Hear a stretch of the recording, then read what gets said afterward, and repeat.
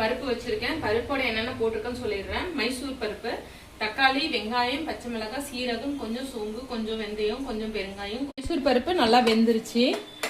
இப்போ வந்து இது தாளிக்க வேண்டியதான். நல்லா மசாலா புளி எல்லாம் ஊற்றலப்பா, சும்மா ஒரு சிம்பிளான சாம்பார் தான்.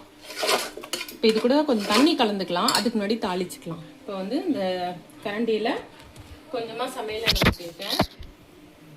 கடுகு சேர்த்துக்கலாம். அடுப்பு சிம்மில் வச்சுக்கலாம். கருவேப்பிலை சேர்த்துக்கலாம். அது காஞ்ச மிளகா. சரி, இப்படிதான் குழப்பி குழப்பி சொல்லிடுவேன். அப்புறம் கருவேப்பிலை சேர்த்துக்கலாம். அடுப்பு நிறுத்திடுறேன் நான்.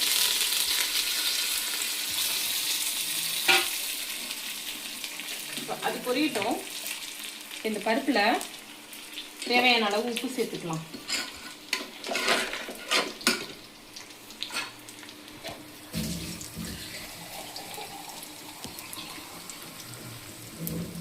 இப்போ இதை எடுத்து இதில் ஊற்றிடலாம். ஊற்றிட்டு தேவையான அளவு தண்ணி சேர்த்துக்கலாம். அதுதான் ஒரு சிம்பிளான ஒரு தண்ணி சாம்பார். இப்போ அடுப்பை பற்ற வைக்கிறேன். அடுப்பை தாளிக்கும் போது நிறுத்திட்டேன். ஒரு கொதி வந்து நுரை கட்டினோன்னா அடுப்பை நிறுத்திடலாம். இதுதான் மிளகாய் கிள்ளி ஒரு சிம்பிளான சாம்பார். பூண்டு கட்டி போட்டால் இன்னும் நல்லாயிருக்கும். நான் வந்து இறால நிறைய பூண்டு போட்டிருக்கிறதுனால இதில் பூண்டு சேர்க்கலாம். இப்போ இது நல்லா நுரை கட்டி வரும்போது நம்ம அடுப்பை நிறுத்திடலாம்.